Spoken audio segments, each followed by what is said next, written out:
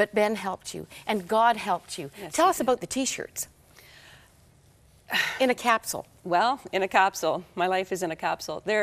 A family contacted us from South Carolina.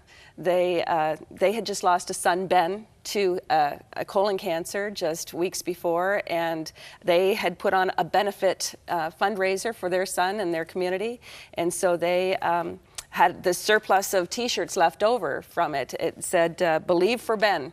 And so anyhow, with a cross on the front, and so this father of Ben in South Carolina just Googled Ben Elliott, or Ben cancer, I think it was, and the newspaper that had already done a story on our family put him in contact with us because up came all of the articles on our family and Ben's journey.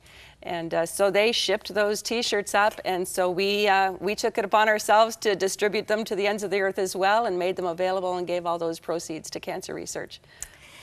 There were low points too, and I think the bone marrow crisis has to be huge. Yeah, I think the biggest part of that crisis was, and yet the most purposeful too at the same time, was that all of the details had been worked out to the finest point.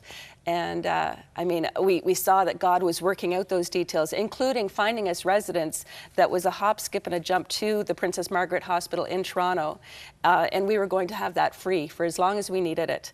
And anyhow, just 2 weeks before that transplant was to take place, we got news that he had relapsed. So it was all undone in just a split second, and it was surreal. That was devastating.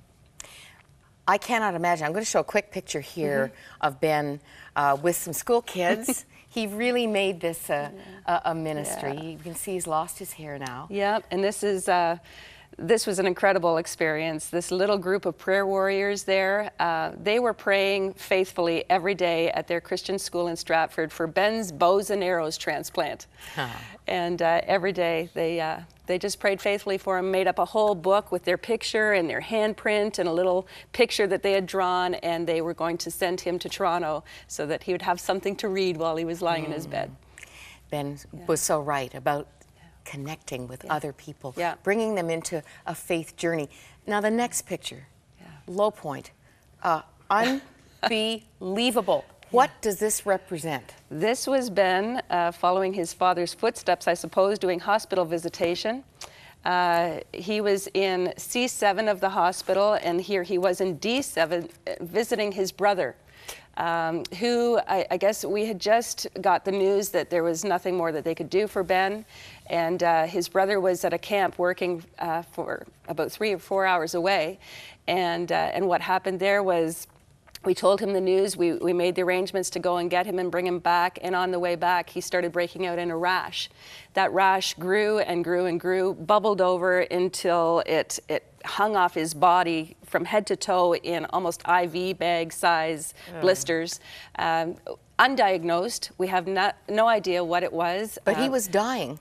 We were told I was told 2 weeks later, David, when he was with Jacob in the emerge downstairs from in the same hospital where Ben was, this is now the 3rd emergency room they had been in, the rash queen said that, I know your son Ben is not in good shape upstairs there, but if we don't take care of this one, he's in worse shape than that one. So I had 2 sons on death row in the same hospital, one on D7, one on C7, with double doors separating us, and I thought, this can't be my life. Is this my life? And it was surreal. I mean, it's almost like at those moments, God blanks your mind out. You can hardly even think, you just do. You know, you would think that even a family with this foundation in faith, your husband's a pastor, you've been in ministry all your life, that you would be shaken to the core.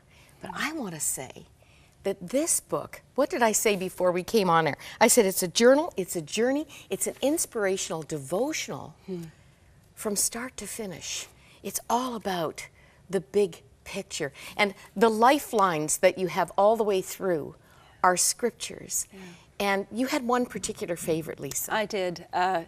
immediately into Ben's diagnosis, I got right into the Psalms. I just resonate with the Psalms because they're so deep and so passionate. And Psalm 40, verses 1 to 3, in particular, really spoke to me that I waited patiently for the Lord, and He heard my cry, and He turned to me, and He lifted me up out of the slimy pit, and He set me on a solid ground. And then it goes on to say, and many will fear and put their trust in God as a result. And I reading the rest of the psalm, it goes on to say that I needed to be faithful to speak in the great assembly, or to somehow communicate in the great assembly of what God had done in our lives. And so I knew whether Ben lived or whether he died, I needed to be faithful to that.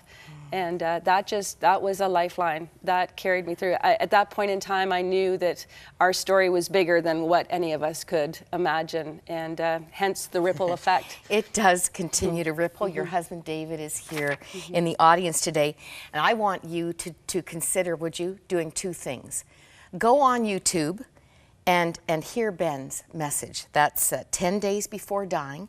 Ben Elliott at Stratford. That's not his name. That's where they were. Ben Elliott Stratford. And you want to see a 20th birthday for a brother, a son who's celebrating in heaven. Oh, an amazing song that brother and sister wrote. And you had a celebration. Yes, we did. And it's on YouTube, and it's called This Is Life. Yes. And finally, maybe most importantly, you want to read this book. And we have it at our e-store.